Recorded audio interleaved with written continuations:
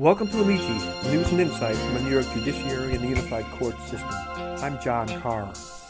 Today our guest is the Otsego County Judge and Acting Supreme Court Justice Brian D. Burns, the supervising judge for the 6th Judicial District. Judge Burns, who opened one of the first family drug treatment courts in the state in 2001, recently traveled to Dublin, Ireland, as a Fulbright specialist to attend and speak at a seminar entitled Social Justice, the Use of Drug Treatment Courts as a Judicial Response to the Opioid Crisis. Judge, thanks for joining the program. The beginning is always a good place to begin, so tell me a bit about yourself, if you would. You were born, and then what happened? I was born in upstate New York, attended Syracuse University for undergrad. My girlfriend at the time was also at Syracuse, and she's a nurse and had a job at Mass General in Boston. So I like to say I kind of chased her out to Boston, went to law school at Suffolk University Law School. We got married and then returned back to upstate New York to raise our family. Suffolk is in Boston, isn't it? It is, yeah, right next to the State House, in fact. Do you live in Cooperstown? I live in Oneonta. Oh, yeah, okay, great. Beautiful place. So you became a judge in 2001 and pretty much immediately opened a drug treatment court. What led you to do that? An assignment order from a guy named Mike Kokoma. Judge Kokoma had opened up the criminal treatment court in Otsego County and had done all the planning to open up the family treatment court. And when I was elected and became his co-judge, he basically said, we're each going to do one, and you're going to do the family treatment court. So that's how I got involved with the entire movement. So you didn't have a particular interest in that field when you first started? Not at first, not at all. In fact, I had been formerly a prosecutor and was a fairly concrete, literal, black and white type prosecutor. If a judge said, don't use drugs, and that's a condition of probation, then don't use drugs, and if you do, you go to jail. And this whole idea of drug courts and relapse is part of recovery and really trying to help these people along was a foreign concept to me from where I came from. And since then, I know you're now on the board of directors of the New York Association of Drug Treatment Court Professionals, and you belong to the National Association of Drug Courts. What do you find so interesting and I presume rewarding about this kind of subfield of jurisprudence? Well, it's fascinating how well they work. If the underlying goal of the treatment courts is to promote public safety, to reduce recidivism, reduce crime, the means to that end is providing treatment to people, and it's much more effective in reducing recidivism than not. So it's interesting to me because it works. It certainly is rewarding. I'm also an acting Supreme Court judge, so I spend a lot of days on the bench, doing divorces and mortgage foreclosures and things like that. And, you do it, and at the end of the day, you don't really go home and say, boy, that was a rewarding day. I divorced 3 people and signed 4 default judgments. But with the drug courts, you actually see people grow in their personal lives, regain a sense of dignity and self-worth and self-confidence, and make such tremendous positive changes that, doing that, at the end of the day, you go home and say, if I played some small part in that, that was a good day. So that's also very rewarding. That's wonderful. One of our former chief judges used to say that the judges are janitors who clean up society's debris. And his complaint, of course, was that judges are at the wrong end of the criminal justice system and deal with the effect, not the causes. But this changes that a bit, doesn't it? We are dealing with a cause. Absolutely, yeah. And the other thing that's unique about drug court, and that I personally really enjoy, is the team approach.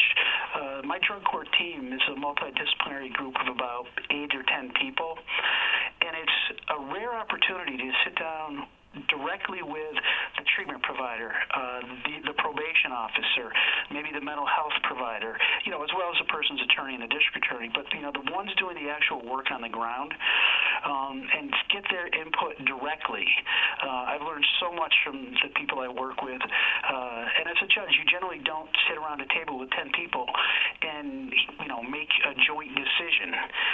But with treatment court, it's a great opportunity to do that. And I've been so lucky. I have a probation officer and a substance use treatment provider who are just rock stars in their fields. They're phenomenal, intelligent, extraordinary people.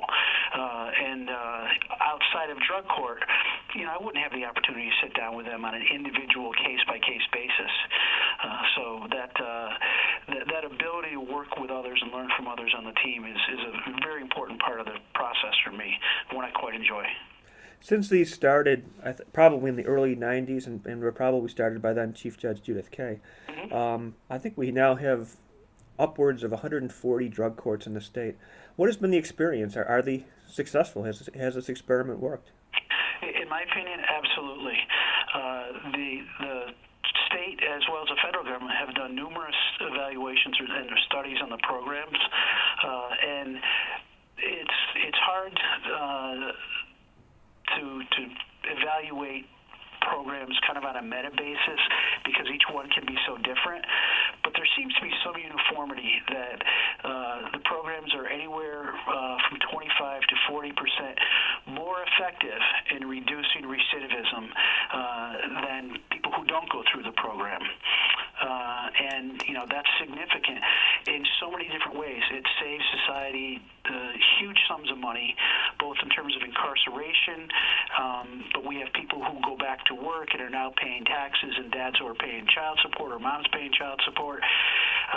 The other aspect that is overlooked sometimes is how expensive it is to provide care for the children of addicted parents. Foster care in New York, a foster care facility, as opposed to a private foster care home, a facility charges anywhere from $100,000 to $150,000 per child per year. If we can keep kids out of foster care because their parents are clean and sober and healthy, it's an enormous cost savings. So it sounds like there's a public protection angle to this as well. I mean, if you reduce recidivism, you reduce victimization. Absolutely. And from my perspective, that's really what it's all about. That is the goal. Helping these folks achieve a measure of success in their own lives is how we reach that goal. But at the end of the day, if we're not helping protect society, then we're not really doing our jobs. So this isn't a soft on crime, hug a thug program, huh? No, certainly not in Otsego County. We tell people up front, this is going to be hard. To successfully complete this, you can expect there to be bumps along the way. You can expect that if you mess up, you're going to be punished immediately. You can be spending, I have one guy who just won't go to his appointments, so he spends every third weekend in jail. And it's like, either go to your appointment or go to jail for the weekend. And it's just, he'll get there, but right now, he would not say this is, be nice to me type of a program. The other thing that we make them do is community service. Everyone has to do a minimum amount of community service, and if they're unemployed but employable, then they get to do a lot more community service. It's important that we demonstrate to the community that this is not a soft on crime program. It's one that ultimately is going to reduce crime, and along the way, the people who have been convicted of crimes who are in the program are giving back to the community through their efforts. I have heard drug court graduates say that the program is a lot harder than doing time, and it's effective. That's good news. It is good news. Let's hop across the pond a bit if we could. So what is a Fulbright program, and how did you get involved? The Fulbright program is run out of the United States State Department, and it exists to promote the exchange of ideas and information across borders. There's people are probably more familiar with the Fulbright scholarship program, and those are students who will be given a scholarship to study abroad.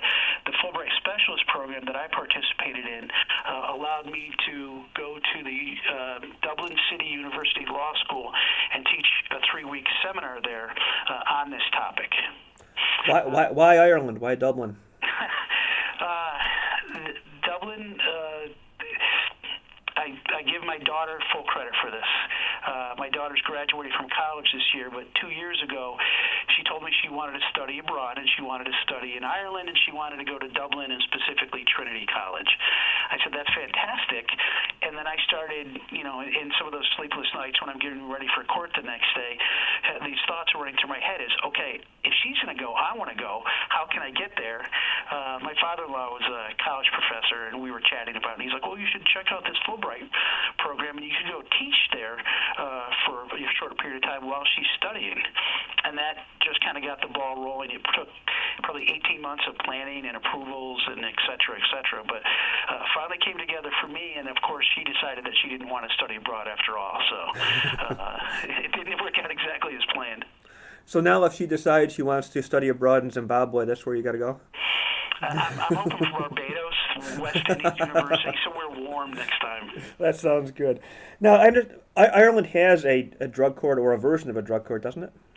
It does. There's one drug court in the entire country, and it's similar to ours in their approach. That is, a multidisciplinary team, bring in the judge, the treatment provider, probation officer. So in many ways it's similar. The biggest difference is they try to get to people earlier when they're committing less serious crimes. So in my county, almost exclusively our participants are convicted of felonies. In Ireland, they only take in the low-level misdemeanors. And that makes a significant difference in the success rate because it is such a hard program. A lot of people, when they don't have a long prison sentence hanging over their head, so to speak, they just disengage. So the drug court, I visited with their judge and their team and observed court, and the judge said maybe 1 out of 10 people graduate from their program because it is hard and it's easier just to say I'll do my 60 days and go back to using. Is there any thought to broadening it in this state to the lower level crimes, to the misdemeanor courts, the violations, whatever? Some courts are run at the misdemeanor level already. We experimented with that here in Otsego County, and we didn't have very good success. For the same reason the Irish didn't have much success? You don't have a... Yep, that was exactly our experience. What do you think we can learn, if anything, from the Irish experience? The biggest lesson I learned was don't get cocky or arrogant and think that we're enjoying a large measure of success because of all the wonderful things we do. I think it's much more clearly attributed to the fact that we take in people with potentially long prison sentences and their liberty is at stake. For me, it was a humbling experience to go over there, see how hard they're trying in Ireland, and really not achieving the same success that we are. And the people that I met over there were certainly capable and competent and good at what they do. It's very hard to work under that system. Let me take a step back, if I could. We all know that the state, the country, maybe the world is dealing with a severe opioid crisis. Is dealing with an opioid addict different from dealing with a cocaine addict from a drug court standpoint, or is it the same thing? It's different. The lethality of an overdose is so much more of a significant concern with an opiate addict. Certainly you can die of a cocaine overdose, but you don't read about 60,000 Americans a year dying of cocaine overdoses. Is that what it is? It's about that number, yeah. Good Lord. The health provider in my community, Bassett Healthcare, they cover about a 6 or 7 county area in upstate New York. They're taking this opiate crisis incredibly seriously, and they're doing some wonderful things. But one of their doctors told me he thinks that the 60,000 Americans a year number is grossly under reported, or that significantly more people are actually dying. And he cited an example which rang true to me because I have a father with some health problems, and he has a prescription for hydrocodone for pain. And the doctor was saying, as people get older, sometimes they get a little forgetful, so they take a couple pills, maybe they have a glass of wine with dinner, they forget forgot they took their pills, or they're not sure, so they take a few more. And when you're older and frail, it's just so easy to accidentally take a few too extra. It depresses your heart rate, your respiration, and the doctor was saying when Grandma doesn't wake up in the morning and the coroner says died of respiratory failure, nobody goes and counts her pills to make sure she didn't actually take a few too many. But he was convinced that that's happening in record numbers. Wow, that's scary. Do we? This is a little unfair because I don't know if we even know the answer to this, but is there a difference, and maybe too early, but is there a difference in the success rate in drug court with opioid addicts compared to other addicts? Or do we know? I don't know if that's been studied or measured in any significant way, so I really can't answer that. Well, my ancestors came from Ireland, as I suspect yours did as well. And in fact, I went there on my honeymoon. And I know quite well that it is a land of adventures. And my guess is you had one or two in the time you were over there. So I'm going to put you on the spot and ask you to reveal one. Fair enough. Only one.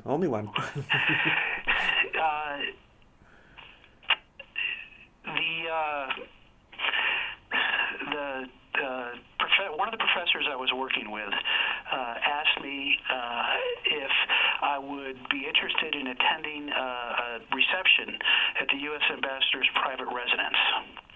And, there's only one answer to that question. Of course I would. So I went to this reception at the Ambassador's residence. It was an amazing experience. The press officer for the embassy was there, and we started chatting. It turns out he's on the Fulbright Commission, which approved in part my project. So he asked would I be willing to do a radio interview about my experience there. And I said sure. That's kind of part of the bargain I made, is that I would promote this to the degree that I could. And I'm used to, I live in a rural county. Otsego County has a couple radio stations. Back when I was a prosecutor, if they'd interview you, it would be a reporter with a handheld dictation machine asking a few questions. So that's kind of what I had in mind when I said, sure, I'll be happy to do a radio interview. Turns out it was with the third highest rated news radio program in the entire country. The guy who did the interview was described as Ireland's David Letterman. He had his own late-night talk show for 25 years. And it was a big deal, and I didn't know that at the time. So that was an adventure. And if I can, just relate one other thing real quick. And Certainly. I just want to get this in because I'm so grateful for the opportunity. The Minister of State to the Health Department, who's also a member of Parliament over there in Ireland, got wind of what I was doing at the law school, invited me to come to a meeting with her. She's in charge of developing Ireland's national drug policy, and she has a working group with a retired justice from their Court of Appeals. So she held this meeting, and I attended, and I met this retired justice, members of their Department of Justice, Organized Crime and Drugs Unit, Department of Health. It was scheduled for an hour. We went for an hour and 40 minutes, and it was fantastic to have that opportunity. I learned a lot from them. I hope they learned something of value from their time with me. But at the end, the retired justice shook my hand and said, "Thank you for acting as an informal advisor to the Irish government on this important issue." And I immediately went home and called my wife and kids. Like, you're never going to believe what your dad just was called. So that was the biggest adventure of all.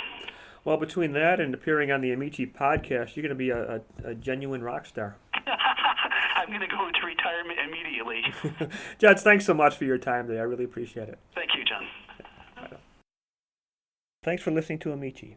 You will find all of our podcasts, which now number more than 50, on the New York State Court System website at www.nycourts.gov, and you'll also find many of them in the iTunes podcast library. If you have a suggestion for a topic that ought to be covered on Amici or someone who ought to be interviewed, please give me a call. I'm John Carr, and I'm at 518-453-8669, or send me a note at jcaher@nycourts.gov. In the meantime, stay tuned.